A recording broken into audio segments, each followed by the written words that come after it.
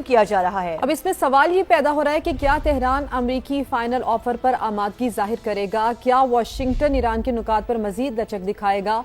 आज इस अहम तरीन मामले पर बात करने के लिए हमारे साथ मुख्तलिफ मेहमान मौजूद होंगे, लेकिन सबसे पहले senior anchor person Nadeem Malik साहब ने हमें ज्वाइन कर लिया है। नदीम मलिक साहब, अब तक होने वाली पेशरफ्त आपकी नज़र में क्या है, आप इसको क्या समझते हैं? और नायब अमरीकी सदर JD वेंस का ये कहना खास करके हमारी ये ऑफर फाइनल है, क्या ये ईरान पर कोई दबाव बढ़ाने की कोई टैक्टिक्स हो सकते हैं, आप ये समझते हैं, या मुज़ाकरात के लिए खिड़की वो खुली छोड़ रहे हैं, क्या समझते हैं आप? अभी तक की जो पेशरफ्त है वो मुस्बत है और 24 घंटे के अंदर या 21 आवर्स जो उन्होंने कहा कि 21 घंटे हमारी बातचीत रही, उससे 50 साल पुराना मसला एक ही नशिस्त में तो ये तवक्को रखनी बहुत ही ज्यादा होगा बात कि एक ही दफा वो बैठे और रातों रात सारे मसाइल तय हो जाए। तो मेरे ख्याल में जो 24 घंटे की पेशरफ्त है वो बहुत पॉजिटिव है और दोनों फ्रीकैन ने इस बातचीत के सिलसिले को तोड़ा नहीं है बल्कि इसको जारी रखने का इंदिया दिया, जो एक और मुस्बत इशारा है। जो अमरीकी नायब सदर का बयान है कि हमारी फाइनल ऑफर है, वो फाइनल ऑफर और रेड लाइन ये बातचीत में दूसरे को दबाव में लाने के लिए इस तरह के अल्फाज का चुनाव किया जाता है, लेकिन ये बातचीत का सिलसिला इनका आगे चलेगा क्योंकि 3-4 जो बड़े मुतनाज़ा इश्यूज हैं दोनों आगे गिव एंड टेक करेंगे इसके ऊपर। उसमें हॉर्मोज का मसला है, लेबनान के अंदर जो हिजबुल्लाह वाला मामला है उसके ऊपर क्या होना है, जो उनका न्यूक्लियर प्रोग्राम है, न्यूक्लियर प्रोग्राम की इनरिचमेंट लेवल को कहाँ पर कैप करना है और सिविल न्यूक्लियर यूज में अगर इस्तेमाल होना है तो वो जो 3.67% ओमान में एग्री हुआ था वहीं तक होगा या उससे आगे मजीद कोई गुंजाइश है या नहीं है।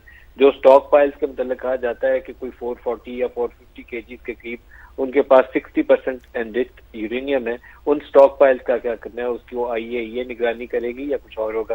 तो ये 3-4-5 बड़े इश्यूज हैं और हुकूमत को बंदिश जो है उसको खोलने का तरीकाकार और ईरान का ये दावा कि उसका मुकम्मल कंट्रोल होगा हॉर्मोज के ऊपर और अमेरिका का कहना कि नहीं वो इंटरनेशनल वाटरवेज की तरह खुले रहेंगे। तो ये कुछ 3-4-5 बड़े नुक्ते हैं, आगे बढ़ेंगे दोनों फ्रीकैन, उम्मीद ज्यादा यही है। अगर वो अटकेंगे तो दोनों का नुकसान होगा, दोनों में विलिंगनेस है और डिजायर है आगे बढ़ने की, क्योंकि अमेरिका का भी फायदा इसमें जुड़ा हुआ है और ईरान का भी इसमें फायदा जुड़ा हुआ है। ईरान चाहता है उससे सैंक्शंस खत्म हो जाएं, उसके जो फ्रोजन एसेट्स हैं वो अनफ्रीज कर दिए जाएं, तो इन सब के लिए एक एक कदम आगे चलेंगे तो गुंजाइश पैदा हो जाएगी। जी नदीम मलिक साहब, ये भी कहिएगा कि पहला राउंड तो खत्म हो गया है, लेकिन दोनों फरीकैन की जानिब से इस तरह की बातें हो रही हैं कि वो मुज़ाकरात को जारी रखना चाहते हैं, काफी पॉजिटिव बात है। पॉजिटिव है और मुझे कभी उम्मीद यही है कि आगे बढ़ेंगे।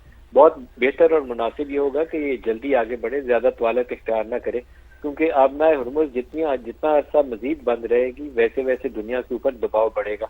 ईरान सोचता है कि ये उसका ताकतवर तरीन हथियार है, लेकिन ताकतवर तरीन हथियार की भी एक लिमिट होती है उसको इस्तेमाल करने की। उस लिमिट को आप क्रॉस कर दें तो जिस तरह वो न्यूक्लियर डेटरेंस का कहते हैं ना, डेटरेंस तब तक है जब तक आप इस्तेमाल ना करें, इस्तेमाल कर लें फिर तो डेटरेंस खत्म हो जाएगा ना, दूसरी फ्रीक जो है वो भी उसको इस्तेमाल कर सकता है। इसी तरीके से आबनाए हुर्मुज़ की भी एक हद तक कफादियत है, उस हद के अंदर रहते रहते इन्हें एग्रीमेंट कर लेना चाहिए।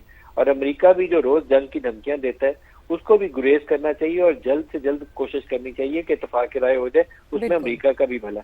इसराइल इस मामले में स्पॉइलर है, इसराइल के ऊपर नजर सबको रखनी चाहिए कि कोई नया फिसाद न खड़ा कर दे, जैसे वो लेबनान में हमले कर करके उसने बहुत बड़ी टेंशन पैदा की हुई। जी नदीम मलिक साहब, अभी जब JD वेंस ने भी बात की तो उन्होंने भी पाकिस्तान के किरदार को खासा सराहा और लाजमी तौर पर ये हम सब मान रहे हैं, पूरी दुनिया मान रही है कि इतने बड़े एक बहुत बड़े जंग को टेबल टॉक तक लेकर आना, मुज़ाकरात तक लेकर आना बहुत बड़ी सिफारती कामयाबी भी है हमारी। इसमें जितने पाकिस्तान ने एफर्ट्स किए हैं यहाँ तक आना, कितनी बड़ी कामयाबी आपको लगती है ये हमारी? इन दोनों फ्रीकैन को बिठा देना ही पाकिस्तान की कामयाबी थी, क्योंकि 50 सालों से तो आपस में बैठे ही नहीं है, दूर दूर से कभी धमकियां देते हैं और कभी एक दूसरे के ऊपर हमलावर हो जाते हैं। ईरान की लीडरशिप को उसने इसराइल ने असैसिनेट किया और अमेरिका उसका हर दफा हमनवा और साथी बनता था। तो ये पहला मौका है कि पाकिस्तान ने 79 के बाद इनको इकट्ठा बिठा दिया। तो पाकिस्तान ने तो जितना खुलूस और इखलास के साथ इस अमल में सहूलतकारी कर सकता था सफारती अमल की, वो मुकम्मल तौर पर की है। और इस मामले में फील्ड मार्शल भी और मुंतखब हुकूमत के इसाक डार आई थिंक बड़ा सेंट्रल रोल था उनका सफारतकारी के मैदान में, और साथ प्राइम मिनिस्टर जहाँ उनकी जरूरत पड़ती थी। तो ये तीनों अफराद ने बहुत एक्टिवली लीड रोल में इसमें आसिम मुनीर साहब थे, लेकिन दोनों बाकी जो अफराद हैं उन्होंने भी पूरा साथ दिया और ये अमल यहाँ तक जहाँ तक पहुंचा है इसमें इन तीनों का बड़ा सेंट्रल रोल है। इस चीज को कंटिन्यू करना चाहिए, दुआ ये मांगनी चाहिए कि ये टूटे ना, और यहीं से एक इस्लामाबाद डिक्लेरेशन आए जिसका जो प्रोसेस है वो आगे चल पड़े ईरान के लिए भी और मिडिल ईस्ट के वो ममालिक जिसमें लेबनान शामिल है, सीरिया शामिल है, या बाकी वो ममालिक जहाँ पर तनाज़ात हैं, यमन है, उन तनाज़ात के हल के लिए भी अगर कोई पाकिस्तान से, इस्लामाबाद से ही कोई खुशी की खबर निकले तो और भी अच्छा होगा। नदीम मलिक साहब, थोड़ा सा अगर हम फ्यूचरिस्टिक होकर सोचें तो अभी तक जो कुछ चल रहा है, अभी ये मुज़ाकरात थोड़े लंबे होते भी नजर आ रहे हैं। ये पहला राउंड है, दूसरा होगा, तीसरा होगा, तब जाके ये बात पाए तक मील तक पहुंचेगी। आपको इसमें पाकिस्तान का रोल आगे कैसे दिख रहा है? पाकिस्तान इसी तरह एक ब्रिज की तरह इन दोनों के दरमियान सालसी का किरदार पेश करता रहेगा? पहले तो उन दो ममालिक की रजामंदी होनी चाहिए ना। जिन दो फ्रीकैन में तनाजा है वो फ्रीकैन राजी हो तो फिर पाकिस्तान कॉन्फिडेंस बिल्डिंग के लिए जो अगर कोई इंकरेज करना है इंकरेज कर सकता है। कहीं सऊदी अरब की सपोर्ट चाहिए होगी तो सऊदी अरब को पाकिस्तान इंगेज कर सकता है।